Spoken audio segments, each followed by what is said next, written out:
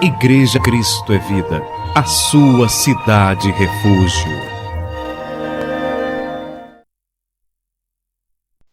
E nessa manhã de domingo ensolarado, calorento, nós vamos continuar a série de mensagens que eu iniciei há 2 semanas atrás, cujo tema é Os que ostentam um título glorioso, parte 3. O texto que vai dar sustentação a essa mensagem está em João, capítulo 6, versículos 16 e 17. João, capítulo 6, versículos 16 e 17. Encontraram?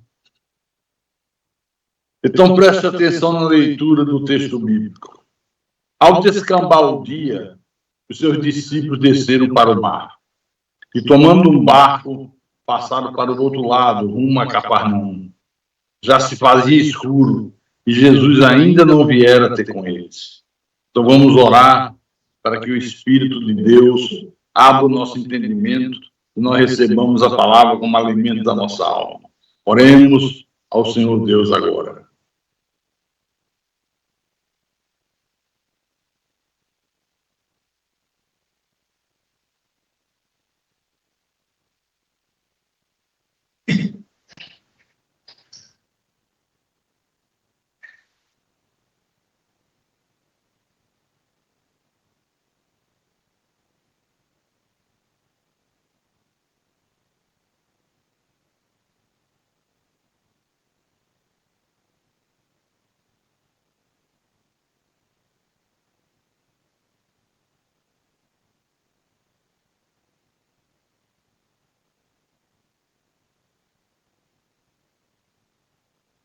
Senhor Jesus Cristo, nosso Deus, nosso Pai, nosso Redentor que vive, aqui estamos nós reunidos em Teu nome, sedentos da verdade, famintos pela verdade, e a Tua palavra, a palavra predestinada de sabedoria que o Senhor revelou à igreja, a palavra que é o nosso norte, a nossa bússola, nos mostra os santos e retos caminhos que devemos trilhar durante a nossa existência nesse mundo. E queremos nessa manhã de domingo que é o dia do Senhor, o dia santificado, para que nós possamos dedicá-lo por inteiro a Ti, ouvindo a Tua voz, louvando o Teu nome, adorando o Senhor como único e soberano Deus. E queremos que o Teu Espírito Santo nos dê capacidade, Senhor, de compreender a Tua palavra, para que possamos viver a vida da maneira que o Senhor quer que ela seja vivida, para que possamos Te servir, não da maneira que nós queremos servir, mas da maneira que o Senhor quer ser servido. Pai querido, Pai amado, em nome de Jesus eu Te peço, dá-me inspiração, sabedoria, para que eu possa proclamar a Tua palavra com verdade. Que o Teu nome seja glorificado em tudo. Eu Te peço em nome de Jesus, em nome do Senhor, e que todos que creem digam amém e amém e amém. Diga graças a Deus. Meus irmãos amados, minhas irmãs em Cristo, hoje, com o conhecimento que nós temos da verdade de Deus, do Evangelho da graça de Deus, nós entendemos que poucos são os escolhidos. Você lembra que Jesus disse? Muitos são chamados, poucos os escolhidos. Agora, existe um padrão de Deus para que o eleito de Deus, o escolhido de Deus, possa ser identificado. Não imagine você que toda pessoa que adentra um templo seja de Deus, porque frequenta um culto, porque tem uma Bíblia, porque canta um louvor, porque usa uma saudação religiosa, que ela seja uma pessoa de Deus. Isso é um engano terrível, terrível, terrível, terrível. Tem exigências de Deus que só o legítimo cristão pode preencher. Vou repetir, tem exigências de Deus que só um cristão legítimo pode preencher. Por quê? Porque a esse cristão, a esse filho amado, foi dada a fé verdadeira. Ele tem a fé verdadeira. Se você abrir a tua Bíblia em Judas, capítulo 1, versículo 3, tem uma palavra que é alimento sólido para a nossa alma e que mostra o quanto somos privilegiados, ainda que o mundo nos odeie. Eu vou ler. Amados, quando empregava toda a diligência em escrevermos acerca da nossa comum salvação, foi que me senti obrigado a corresponder convosco, exortando-vos a batalhar diligentemente pela fé, que uma vez por todas foi entregue aos santos. Quer dizer que existe uma fé, que é a fé de Deus, a fé legítima, a fé verdadeira, que de uma vez por todas foi entregue aos batistas. Não. Aos assembleanos. Não.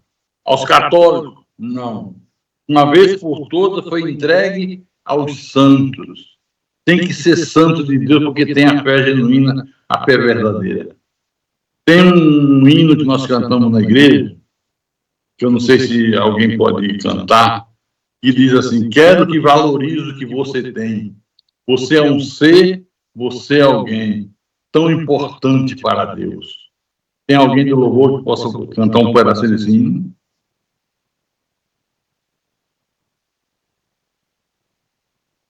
Ricardo.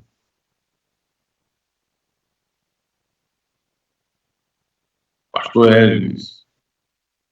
Pastor Hélio tem um vozeirão, eu sinto falta de ouvir o pastor cantando. Vamos lá.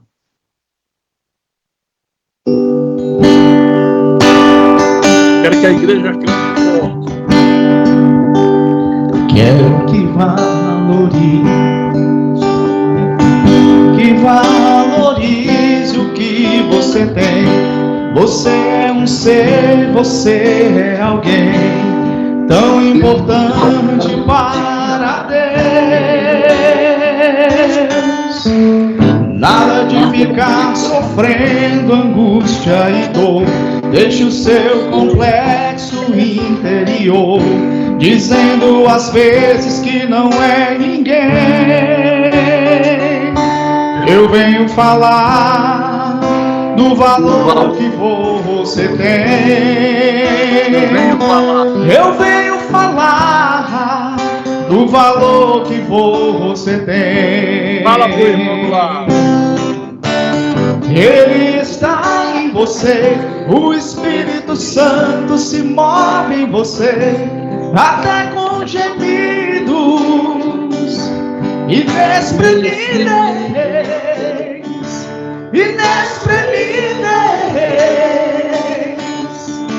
Aí você pode então perceber que para Ele há algo importante em você.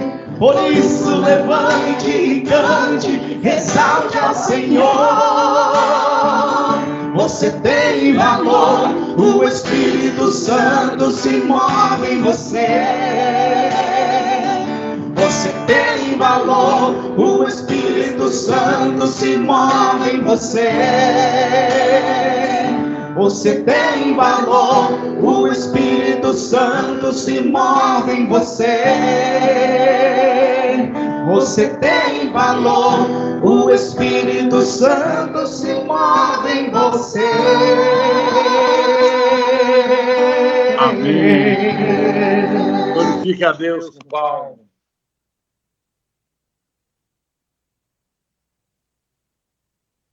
Amém. O Espírito Santo está em você. O Espírito Santo se move em você. Você tem valor. Você é precioso aos olhos de Deus. Diga graças a Deus. Confesse com a tua boca. Diga: eu sou precioso aos olhos de Deus. Amém. Então, continuando no livro de João, capítulo 6, versículo 16 em diante. João, capítulo 6, versículo 16 em diante. Diz assim: ao descambar o dia, os seus discípulos desceram para o mar e, tomando o barco, passaram para o outro lado, rumo a Cafarnaum. Já se fazia escuro, já era noite, e Jesus ainda não viera até com eles. E o mar começava a empolar-se, agitado por vento rijo que soprava. Tendo navegado uns 25 a 30 estádios, eis que viram Jesus andando por sobre o mar, aproximando-se do barco, e ficaram possuídos de temor. Mas Jesus lhe disse: sou eu, não temais. Então, eles de bom grado receberam e logo o barco chegou ao seu destino. Olha só, Jesus e seus discípulos estavam em Cafarnaum, quando aquela multidão que presenciou o milagre da multiplicação dos 5 pães e 2 peixes, não mediram esforços que atravessaram o mar da Galileia e foram em busca de Jesus. Aquela multidão que dias antes tinha presenciado o milagre da multiplicação dos pães e peixes, comeram peixe, comeram pães, no outro dia não mediram esforço para ir em busca de Jesus. Na verdade, essa multidão tinha uma fé interesseira. Veja isso aqui em João 6, versículo 24 em diante. Quando, pois, viu a multidão, que Jesus não estava ali, nem os seus discípulos, tomaram os barcos e partiram para Cafarnaum à sua procura. É uma travessia longa. Pegaram os barcos, remaram, atravessaram o mar, um esforço gigantesco, porque não encontraram Jesus. E tendo encontrado no outro lado do mar, em Cafarnaum, né, me perguntaram: mestre, quando chegaste aqui, presta atenção, trataram Jesus como um mestre, como tantos outros que havia em Israel. Mestre, quando chegaste aqui? Jesus respondeu: em verdade vos digo, vós me procurais, não porque viste sinais, mas porque comestes dos pães e vos fartastes.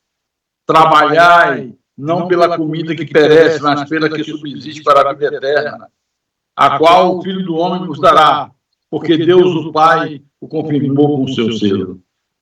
Você já parou para pensar que maneira mais dura de receber pessoas? Mestre, quando chegaste aqui, Jesus podia dizer: cheguei ontem, da hora da noite, obrigado pela sua preocupação comigo, mas Jesus recebe de uma maneira dura. Vocês me procuram, não porque vocês viram sinais miraculosos, sinais que mostram que eu sou o Messias enviado, o Messias tão aguardado, o Salvador do mundo. Mas vocês me procuraram, fizeram todo o esforço, porque querem mais pães. Hoje, meu irmão, isso ocorre com essa turma aí fora que abraça a teologia da prosperidade, na esperança de receber um emprego, uma cura, uma casa própria, um automóvel, ficarem ricos, faz o maior esforço possível para obter de Deus essas coisas, como se fosse possível obtê-las através do sacrifício. Fazem corrente toda semana, não medem esforços para dar dinheiro, não faltam as reuniões. Nesse lugar não se chama culto, se chama reunião. Fazem qualquer sacrifício, crendo que dessa maneira Deus vai abençoá-los. Fazem do templo um balcão de negócio. Essa é uma verdade que poucos têm coragem de dizer. Mas o nosso Deus, Senhor Jesus Cristo, que sonda mentes e corações, diz: se esforcem, não por coisas materiais, não por causa de riqueza, mas pelas coisas espirituais. Se esforcem não por causa de bens materiais. Vocês estão aqui em busca de pão, em busca de peixe, vocês querem comida, vocês querem satisfazer os desejos da carne. Aqui já começou uma debandada de umas 4.000 pessoas. Havia 20.000 pessoas, as 4.000 já foram embora, e não gostaram da maneira dura como Jesus recebeu. Meu irmão, minha irmã, o cristão legítimo não faz as coisas visando receber as bênçãos de Deus. Ele não vai ao culto em troca de Deus abrir uma porta de emprego. Ele não vai ao culto visando receber uma cura, uma doença. Ele vai porque ama a Deus. Ele vai por aquilo que Deus é, não por interesse. Então, essa multidão, ela fez o certo, só que com um propósito errado.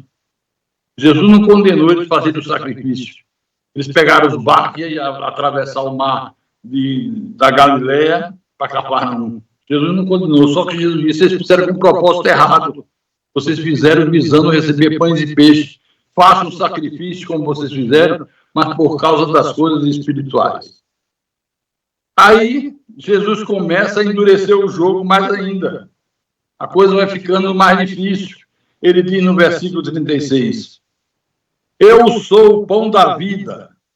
O que vem a mim jamais terá fome. E o que crê em mim jamais terá sede. Olha, a indignação dos judeus foi de imediato. Quando eles ouviram Jesus proferir essas palavras, ficaram profundamente indignados. Versículo 41 e 42, o texto diz, murmuravam, pois, dele os judeus, porque dissera, eu sou o pão que desceu do céu. E diziam, não é este Jesus, o filho de José? Acaso não lhe conhecemos o pai e a mãe? Como, pois, agora ele diz, desci do céu? Olha que coisa interessante. Eles só viam Jesus como um simples mestre, como tantos outros que existiam naquela época em Israel. Não viam Jesus como o Deus Todo-Poderoso, não viam Jesus como o Messias esperado, não atentaram para os sinais da sua deidade. Jesus andou sobre as águas. Quem pode andar sobre as águas? Só Deus. Quem pode multiplicar pães e peixes? Só Deus. Tudo eram sinais da sua divindade. Eles não atentaram para isso. Então, quando Jesus disse aqui, eu sou o pão que desceu do céu, não foi no sentido de que ele estava no céu e desceu do céu para a terra. Foi no sentido de que ele foi provido milagrosamente por Deus. Foi uma provisão de Deus. Não havia um filho lá em cima que depois desceu aqui para baixo. No deserto, o maná também desceu do céu, mas não porque estava no céu. Essa expressão desceu do céu é no sentido de que foi provido por Deus. Foi provido miraculosamente por Deus. No céu não tem padaria para mandar maná, mas foi provido milagrosamente por Deus. Então, o maná também desceu do céu, não por ter estado do céu, mas porque foi provisão de Deus, foi provido miraculosamente por Deus. O Filho só passou a existir quando ele foi gerado pelo Espírito no ventre da Virgem Maria. Então, diante dessa verdade, mais umas 5.000 pessoas também foram embora. Não compreenderam nada. Imaginavam que Jesus estava dizendo que estava no céu e agora estava ali diante deles. Não é esse o filho de José? Não é esse o filho de Maria? Não conhecemos seu pai? Não conhecemos seus irmãos? Como é que ele diz desci do céu? Que direito ele tem de dizer que estava no céu e está aqui conosco? Essa era a compreensão errada dos judeus. Agora, diante desse clima pesado, Jesus não se intimidou com a debandada. 4.000 pessoas foram embora, 5.000 pessoas foram embora. Jesus não se intimida e proferiu um ensinamento, uma verdade que era tremendamente odiada pelos judeus. Os judeus odiavam essa verdade. Jesus mostrou que o homem não tem livre-arbítrio.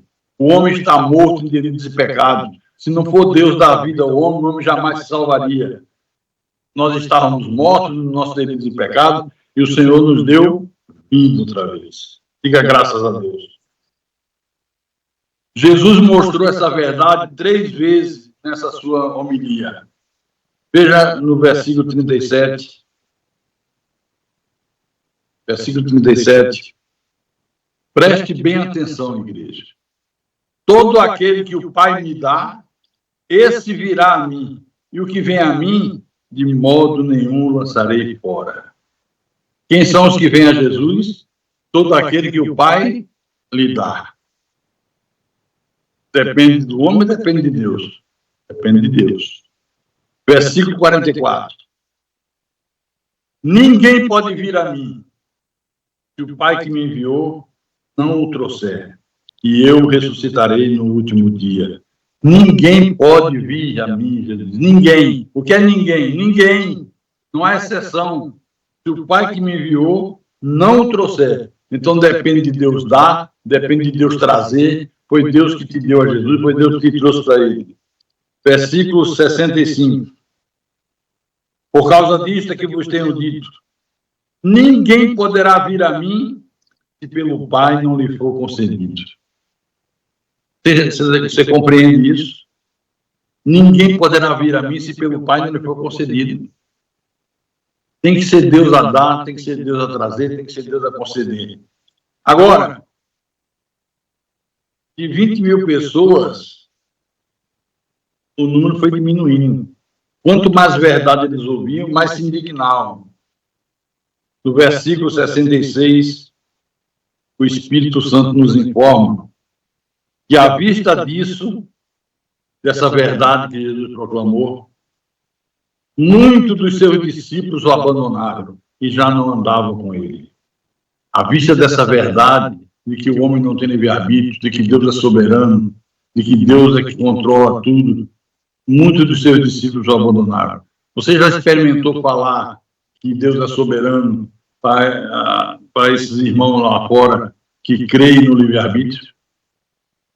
Olha, é uma confusão do diabo. O cara só falta bater na gente. Está pensando o quê? Está pensando que eu sou robô? Quem Deus pensa que é para dizer que eu não tenho livre-arbítrio? Eu tenho livre-arbítrio. Deus tem que respeitar o homem. Você compra uma briga dos infernos. Já foi assim no tempo de Jesus. Já. Agora, de 20 mil pessoas, só restaram 12 pessoas. E Jesus também põe em xeque essas 12, que são os 12 discípulos. Veja o versículo 67 até o 69. Então perguntou Jesus aos 12: porventura quereis também vós outros retirá-los? Vocês também querem ir embora? Querem abandonar o barco? Querem virar as costas para mim? Aí Simão Pedro tomou a frente dos outros e disse: Senhor, para quem iremos? Tu tens as palavras da vida eterna, e nós temos crido e conhecido que tu és o Santo de Deus. Irmãos, ser cristão é crer na verdade sagrada, mesmo que o mundo inteiro fique contra. Ser cristão é crer na verdade da Bíblia, mesmo que o mundo inteiro diga que não crê, mesmo que só você creia. Isso é ser cristão, é assumir a sua fé, é viver uma vida coerente com os ensinamentos sagrados, pautar a tua vida dentro dos ditames de Deus. Assumir a fé, viver em coerência com a palavra, é a marca registrada do cristão. E digo mais, assumir a fé, fé na verdade, sem se preocupar com as consequências. Não importa as consequências.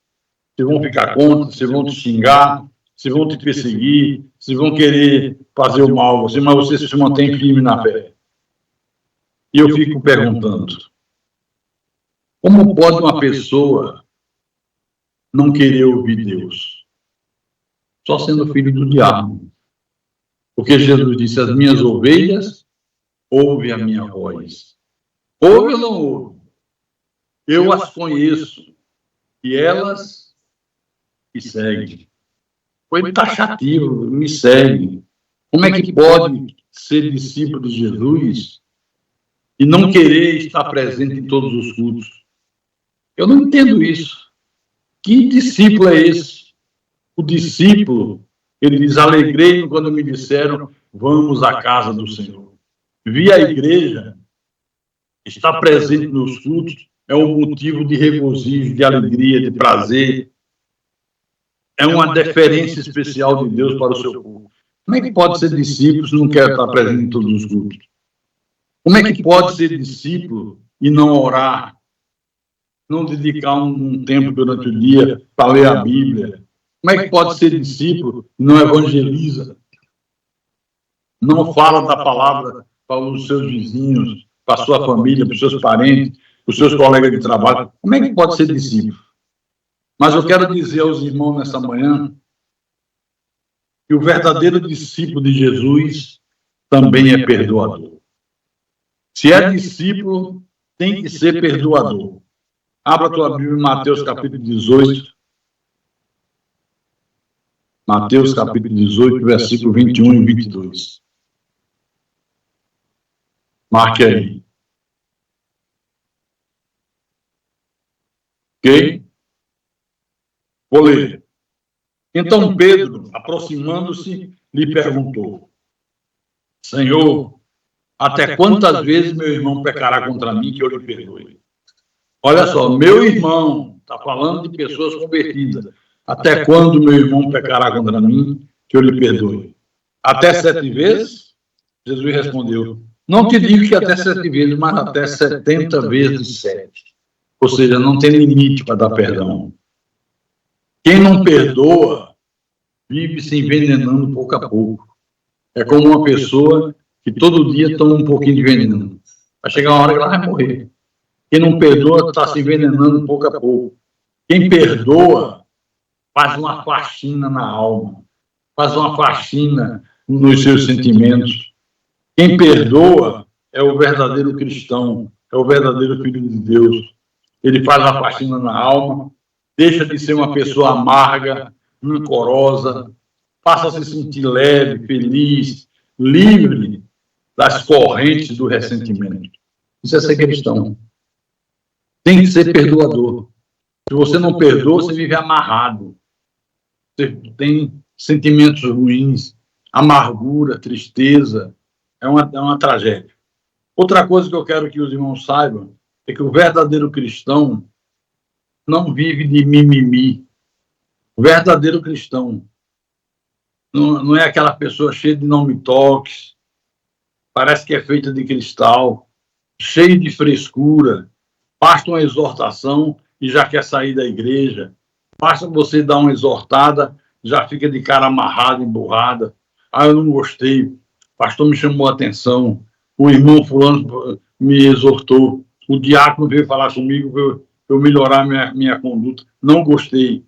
O cristão verdadeiro é maduro, não se deixa levar por pensamentos, por sentimentos negativos. Pelo contrário, ele é forte.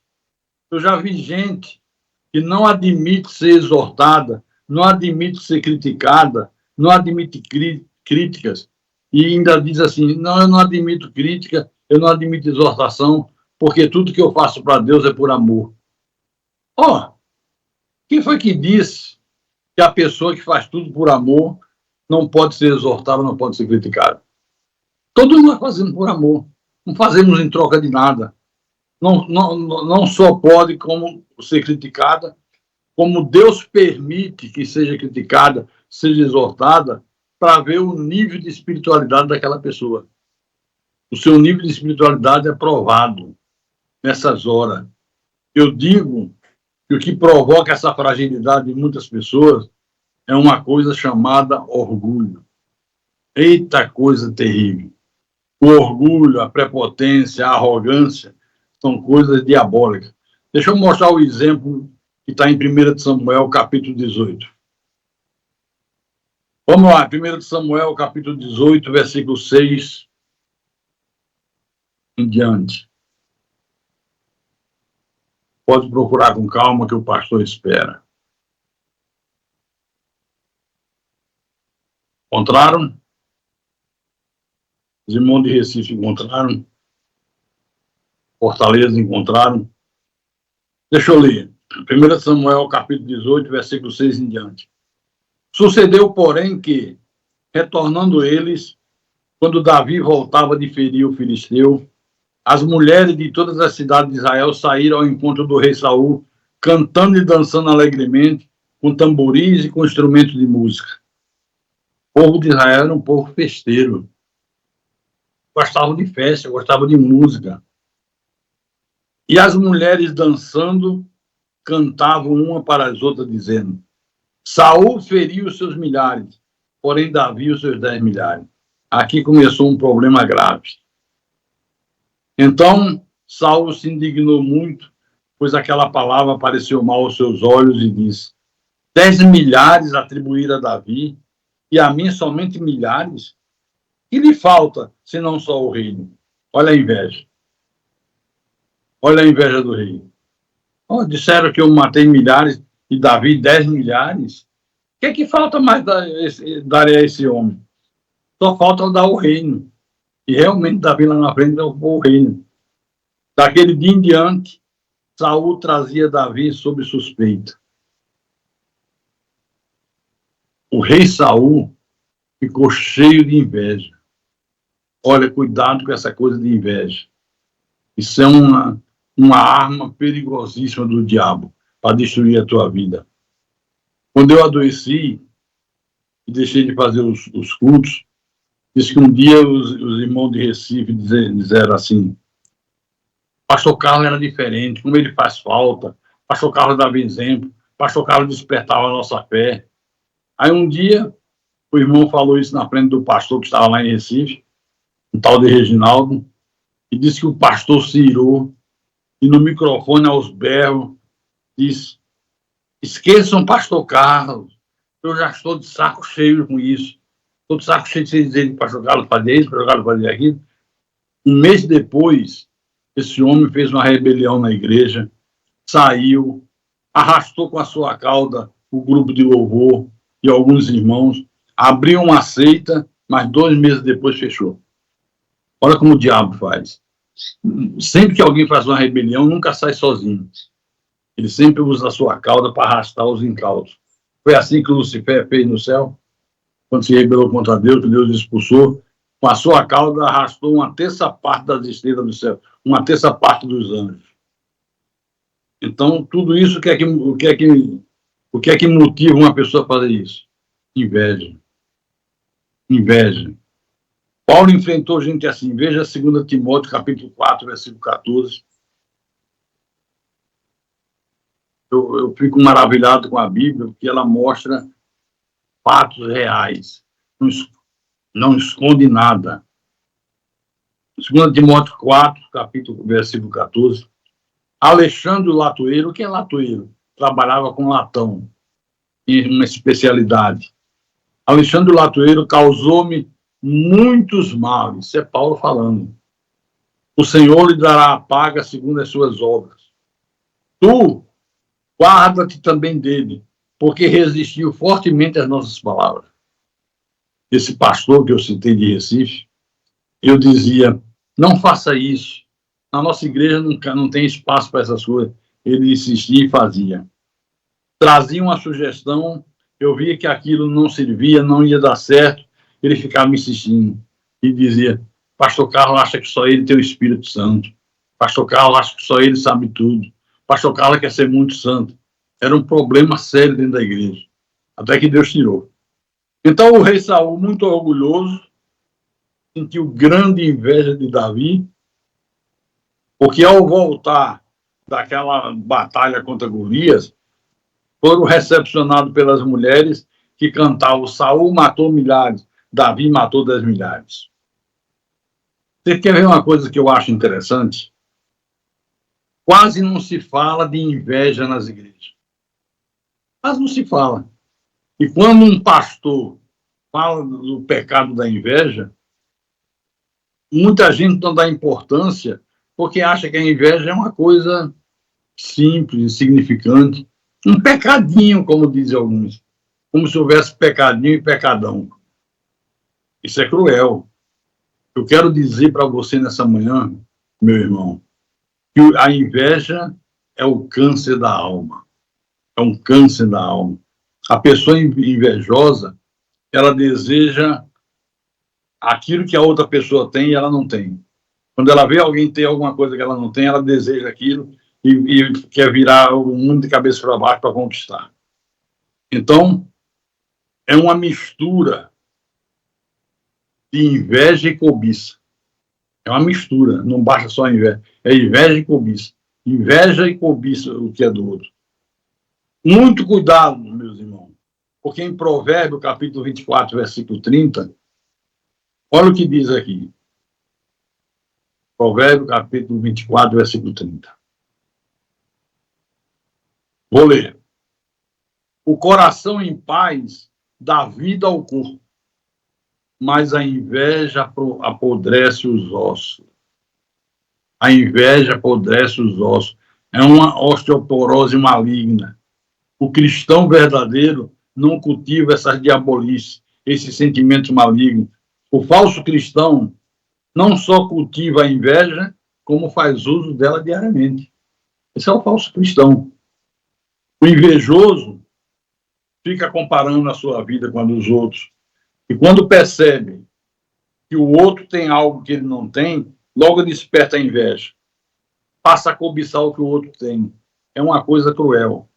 E o mais grave é que, enquanto ele não consegue seu intento, fica mal-humorado, fica se maldizendo, murmura, culpa a Deus. Eu estou assim porque não sei porque que Deus está fazendo isso comigo, eu não sei o que está faltando, eu não sei porque que eu não tenho o carro que o irmão ali da frente tem, eu não sei porque a irmã tem uma roupa que eu não tenho, eu não sei. Você não tem porque Deus não está te dando, rapaz. Deus faz tudo no tempo dele, não é no nosso tempo. Então, o cristão verdadeiro não pode promover rebelião. Todas as vezes que alguém promove uma rebelião contra a liderança constituída por Deus, ele fere Deus e faz Deus se lembrar da rebelião de Lúcifer. Por isso que Deus odeia a rebelião. É do diabo. Abra no livro de Números, capítulo 12, versículo 1 em diante. Tem um exemplo que eu acho maravilhoso. O exemplo de Miriam e Arão, os dois irmãos de Moisés. Encontraram? Números, capítulo 12, versículo 1 em diante. Então lá vai. Falaram Miriam e Arão contra Moisés por causa da mulher cuxita que tomara, pois tinha tomado a mulher cuxita. E disseram, porventura tem falado o Senhor somente por Moisés? Não tem falado também por nós? O Senhor ouviu. Deixa eu fazer uma pausa aqui. Miriam e Arão eram irmãos de Moisés. E se irritaram porque Moisés, ao invés de casar com uma hebreia, casou com uma etíope. Disse, não pode, Moisés foi casar com uma mulher de outro povo, devia casar com uma das mulheres hebreias. Como é que pode isso, como é que pode aquilo? Mas, na verdade, foi apenas um motivo para eles mostrar o seu verdadeiro intento, sua verdadeira face. Na verdade, eles tinham inveja da liderança do irmão. Inveja da liderança. Por acaso o Senhor fala só por Moisés? Não fala também através de nós? Olha como é que o diabo trabalha. Será que só ele tem um espírito? Será que nós não temos também? Hoje, quando alguém quer fazer rebelião, usa esse mesmo termo. Por acaso só o pastor tem o Espírito Santo? Por acaso só ele conhece a verdade? E essa atitude de Miriam e Arão foi uma traição contra Moisés e contra Deus. Olha a gravidade disso aqui. Arão e Miriam permitiram que a sua amargura, a sua inveja se transformasse numa rebelião. As ações de Arão e Miriam foram uma traição contra Moisés e contra Deus. Olha a que ponto chega uma pessoa que tem inveja. Ela é capaz de fazer coisas inimagináveis. No versículo 3, o texto diz, era o varão Moisés muito manso, mais do que todos os homens que haviam sobre a terra. Não confundir mansidão com frouxidão. Tem gente que acha que mansidão é ser frouxo. É se curvar diante dos poderosos, é aceitar afronta sem tomar uma providência. Moisés era um homem muito manso, o homem mais manso da terra. No entanto, quando ele viu um hebreu sendo espancado por um soldado egípcio, ele foi lá e matou o egípcio. Era manso, hein? Manso, mas não era frouxo. Versículo 4. Logo o Senhor disse a Moisés e a Arão e a Miriam, vocês três, saiam da tenda da congregação. E os três saíram. Então o Senhor desceu na coluna de nuvem e se pôs à porta da tenda. Depois chamou a Arão e a Miriam e eles se apresentaram. Seu Arão, dona Miriam, se apresente aqui. Sou eu, o Todo-Poderoso, que falo.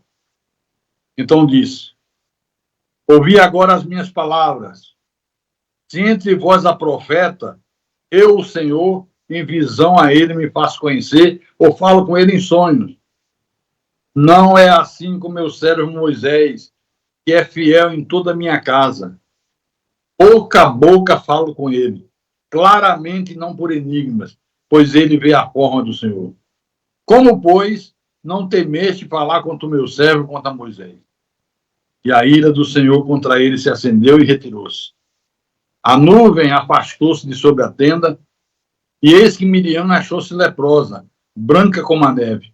E olhou Arão para Miriam, e eis que estava leprosa. Então disse Arão a Moisés: Ai, Senhor meu, não ponhas de rogo sobre nós este pecado, pois loucamente procedemos e pecamos. Ora, não seja ela como um aborto que, saindo do ventre de sua mãe, tem a metade de sua carne já consumida. Moisés clamou ao Senhor, dizendo: Ó Deus, rogo-te que a cure. Olha, Moisés rogou a Deus pelos dois traidores, principalmente Miriam. Por que só Miriam ficou leprosa? Que Arão não ficou leproso? Porque Miriam é que comandou tudo. Ela que arquitetava tudo e manipulava o irmão. O irmão teve uma culpa muitas vezes menor do que a culpa de Miriam. Por isso que ela ficou leprosa. Respondeu o Senhor a Moisés, versículo 14. Se seu pai lhe cuspira no rosto, não seria envergonhada por 7 dias? Seja ela detida 7 dias fora do arraial e depois recolhida. Assim, Miriam foi detida fora do arraial por 7 dias, e o povo não partiu enquanto Miriam não foi recolhida.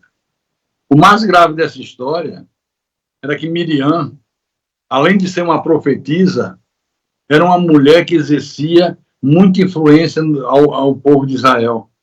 Ela tinha uma posição de destaque. Você vê que vários acontecimentos, festas, dança, música, Miriam era que tomava frente.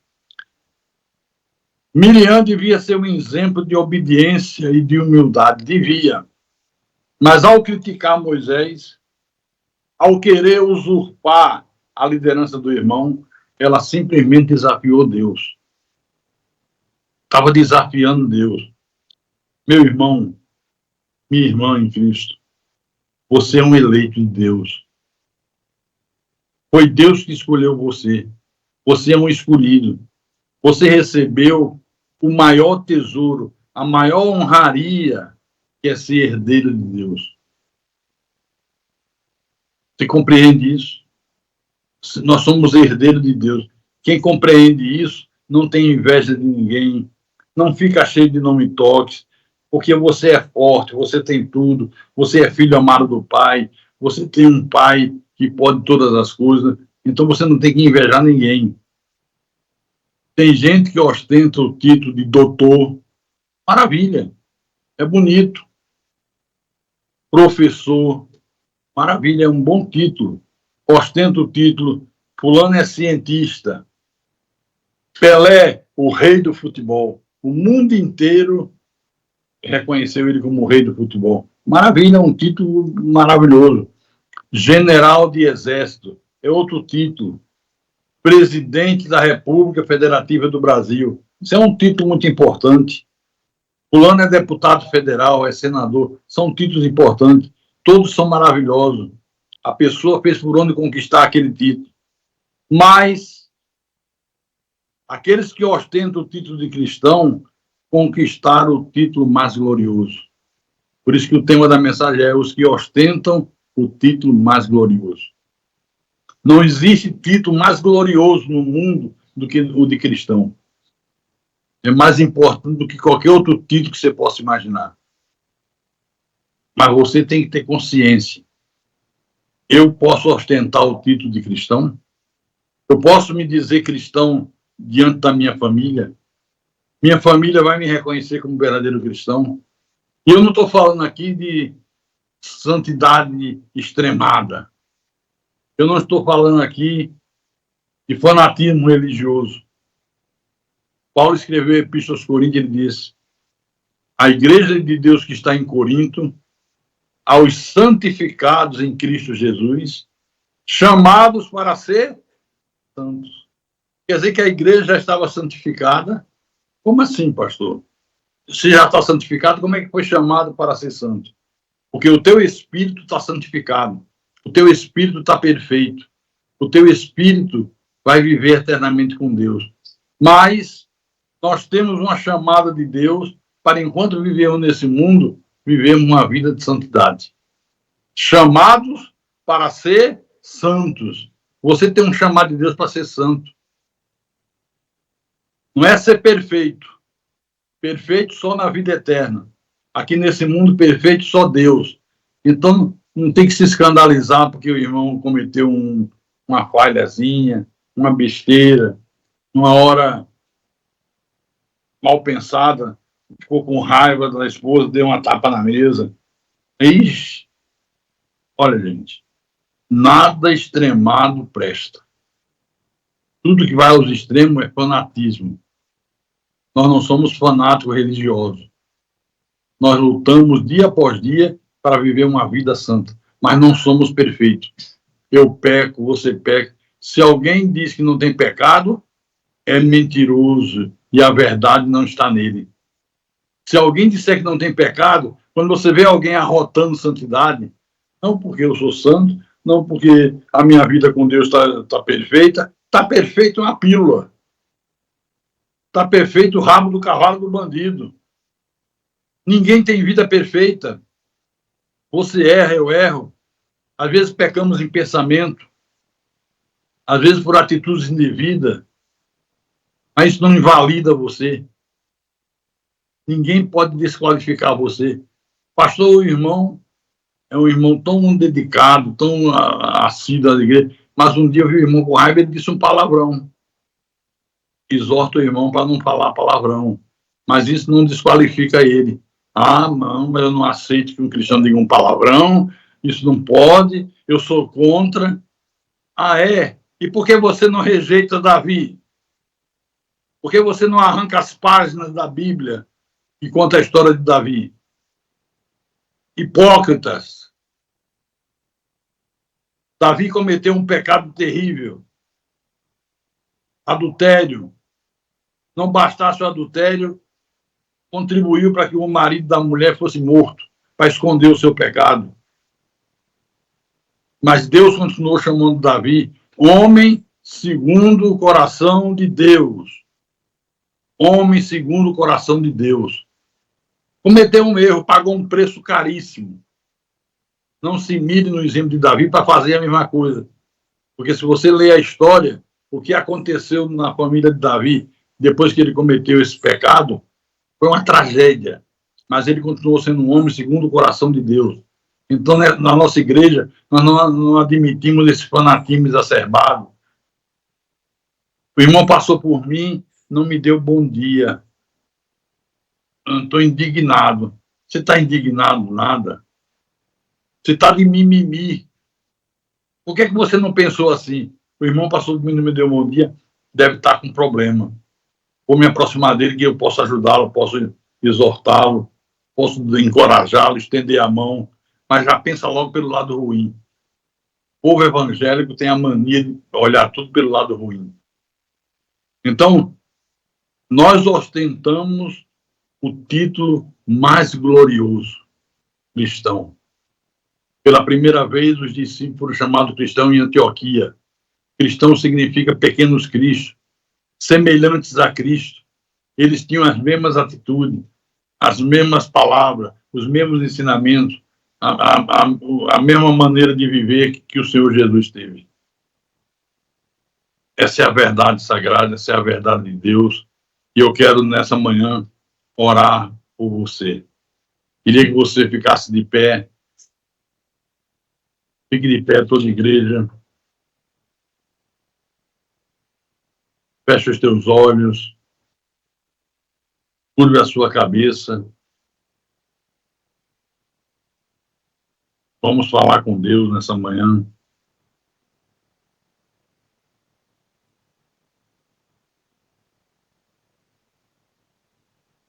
Ora.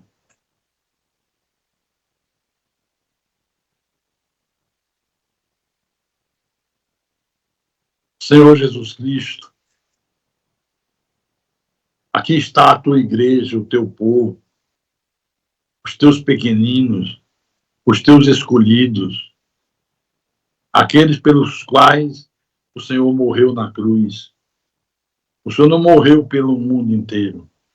O Senhor morreu por aqueles que o Senhor predestinou para si mesmo. O Senhor predestinou em amor. Aqueles que o Senhor chamou das trevas para a tua maravilhosa luz. Aqueles que foram libertados do jugo da lei, do jugo de Satanás, para viver uma vida plena com Deus. Nós somos os que creem na tua verdade. Não brincamos de igreja, não brincamos de ser cristão. Temos aprendido que precisamos de responsabilidade, porque nós temos um título, que é o título mais honroso que um homem pode ter nessa terra. Ser chamado de cristão. Ser reconhecido como verdadeiros filhos de Deus. Ter atitudes semelhantes às que Jesus teve. Tirar do nosso coração toda amargura, todo espírito de tristeza, de inveja, de rancor, de mágoa. A mágoa é um veneno que vai matando aos poucos. Vai envenenando a pessoa pouco a pouco, até que mata. Não guarde mágoa no teu coração. Arranca do teu peito toda a mágoa. Não é Deus que tem que arrancar. Não adianta ficar orando, Senhor, tira essa mágoa do meu coração. É você que tem que tirar. Despojai-o de tudo isso. Mágoa, ira, indignação. Despojai-o. Deus está mandando você tirar. Você sabe que é pecado, você sabe que é um malefício, você sabe que guardar mágoa é ingerir veneno. Então, tira isso do teu coração. Tira isso da tua cabeça, da tua mente. Procura quem te magoou. Mas procura não para ele pedir perdão a você, mas para você restaurar a comunhão. Para você restaurar a convivência. Não fica se martirizando, se matando, reclamando, murmurando. Eu não aguento isso, eu não mereço isso. E quem merece? Quem merece? Todos nós passamos por provações. Todos nós passamos por momentos difíceis na vida. Quantas vezes somos atacados? Quantas vezes somos feridos, somos magoados? Mas como os filhos eleitos de Deus, não podemos guardar mágoa. Não podemos guardar sentimento de inveja. Devemos nutrir um sentimento de confiança em Deus. Mostrar que cremos que Deus está no controle de todas as coisas. Que nada acontece na nossa vida sem que seja com a permissão de Deus. Quer sejam coisas boas, quer sejam coisas más. Existe o dia mau, o dia que vem de uma maneira que você não espera, o dia que traz coisas que não te agradam, que causam dor, causam sofrimento, causam amargura, mas você não deixa a amargura se instalar. Você se enche num sentimento de perdão, perdoa aquele irmão, perdoa aquele filho, perdoa aquele marido, aquela esposa, mas perdoa para restaurar a comunhão, porque senão vira uma guerra, senão vira um inferno, e você não quer o inferno na tua vida. Nós não queremos inferno na nossa casa, na nossa família. Nós não queremos inferno pelos nossos caminhos, pelos nossos dias. Então, faça um exame de consciência nessa manhã. Você é digno de ser chamado cristão? Quando você diz, eu sou um cristão, os teus vizinhos respeitam isso? Ou os teus vizinhos zombam? Ah, diz que é cristão, mas olha a maneira dele ver. Olha como ele trata a mãe, como ele trata o pai. Olha que grosseria. Olha o palavrão toda hora, todo instante, todo dia, todo momento. Abre a boca, de 10 palavras, 9 são palavrões. Olha o sentimento de vingança. Quer se vingar. Quer pagar olho por olho, dente por dente. Na lei de Italião. Jesus ensinou que nós devemos amar os nossos inimigos e orar por aqueles que nos perseguem. Ah, Senhor Deus do universo, Deus de Abraão, Deus de Isaac, Deus de Jacó, como nós ansiamos em ver a Tua palavra frutificando em nós. Mas agora entendemos que os frutos somos nós que produzimos. Quando nós nos despojamos de sentimentos malignos, de mágoa, de ódio, de inveja, nós estamos produzindo frutos. O fruto do Espírito é um, mas os frutos são aqueles que nós produzimos. Você produz frutos, você produz bons frutos como esposa, como marido, bons frutos como filho, bons frutos como funcionário da tua empresa. As pessoas veem em você uma pessoa honrada, uma pessoa que tem palavra, que não mente, que é honesta, que respeita o próximo. Isso é produzir frutos. Como é que tem sido a tua vida? Você, marido, que está nessa manhã aqui na igreja, você tem amado a tua esposa como Cristo amou a igreja? Você tem respeitado a tua esposa? Você, esposa, tem sido fiel ao teu marido? Tem sido submissa? Tem respeitado o teu marido como cabeça da casa, como Cristo é o cabeça da igreja? Você, filho, como tem sido o teu comportamento em relação aos teus pais? Você tem sido exemplo para outros jovens? Você, jovem, como tem sido o teu namoro? É um namoro limpo ou é um namoro cheio de safadeza? Quando está fora da igreja, que encontra a namorada, só falta um passar por dentro do outro. Isso não é cristão. Isso não é de Deus. Tem que ter um comportamento de homem digno. Homem com H maiúsculo. Você, moça, tem que ter um comportamento de mulher com M maiúsculo. Dignidade. Porque isso é agradável aos olhos de Deus. Só assim você pode ostentar o título mais glorioso. Se não for dessa maneira, você não pode ostentar título de nada. Então, examine a tua vida. O Espírito Santo vai fazer aparecer na tua mente onde você está errando, onde você tem desrespeitado Deus, onde você não tem cumprido a palavra. Porque como é que você pode se dizer cristão se você não frequenta os cultos da igreja? Tem preguiça de voltar domingo à noite. Enquanto isso, os torcedores de futebol correm para os estádios. O cara passa amanhã na praia, num sol de 40 graus, mas ele ainda sai da praia e vai assistir o futebol. E o povo de Deus que diz que ama a Deus, vem de manhã e às vezes não quer vir à noite. Que cristianismo é esse? Que cristianismo é esse que a pessoa não é fiel nos dízimos, não é fiel nas ofertas, não se preocupa com as necessidades da casa do Pai? Que cristianismo é esse? Faça um exame introspectivo. Examine a tua vida. Conserte a tua vida. Ah, pastor, eu estou lembrando que eu guardo uma mágoa. Se você guarda mágoa, procure a pessoa que te magoou e diga: meu irmão, vamos reatar nossa comunhão. Não é bom que a gente viva assim. O irmão está perdoado, estamos numa boa. Eu vim aqui porque eu quero reatar os laços de comunhão contigo. Isso é atitude de cristão. Só faz isso quem é cristão de verdade, no duro. Faça isso por amor ao nome do Senhor, por amor ao nome de... Aleluia.